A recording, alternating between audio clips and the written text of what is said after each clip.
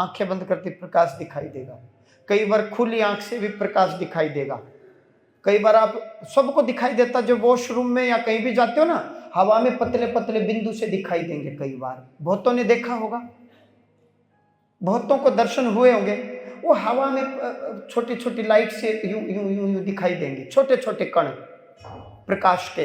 वो ऊर्जा है आपके चारों तरफ।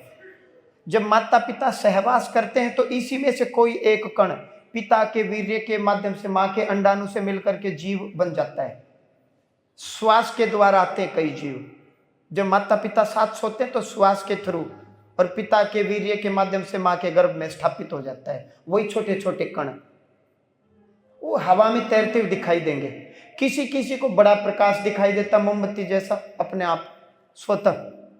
कई आंखें बंद करती प्रकाश दिखाई देता है, कईयों को नीला दिखाई देता है, कईयों को पीला पीला, कईयों को श्वेत और काला दिखाई दे तो समझ लेना कोई नकारात्मक शक्ति आपके आजू बाजू में है। कईयों को अनुभूति होती है, ऐसा आभास होता है कि भगवान विष्णु अपनी अपनी छवि है। जो शिव भगत है उसको शिव की छवि नजर आएगी, जो दुर्गा माँ को मानते हैं उनको दुर्गा माँ की छवि नजर आएगी, जो श्री कृष्ण को मानते हैं कृष्ण जी की छवि आएगी। दूसरा दर्शन ये बताया है कलयुग में। तीसरा दर्शन बताया है स्वप्न के माध्यम से, लेकिन इसमें स्वप्न वाले में बताया गया है कि शुभ स्वप्न, अच्छे स्वप्न किसी को कहने नहीं चाहिए, कहने से उनका परिणाम नष्ट हो जाता है। बुरा स्वप्न सबको बता देना चाहिए, खूब बताओ कि मेरे को तो ऐसा स्वप्न आया, बड़ी दिक्कत हो, सबको बताओ। इससे उस स्वप्न का फल नष्ट हो जाता है बताने से। अच्छा स्वप्न किसी को न कहें। अच्छे स्वप्न के बाद आप जाग गए तो पुनः दोबारा न सोएं, घंटे 2 घंटे के लिए उठ जाएं।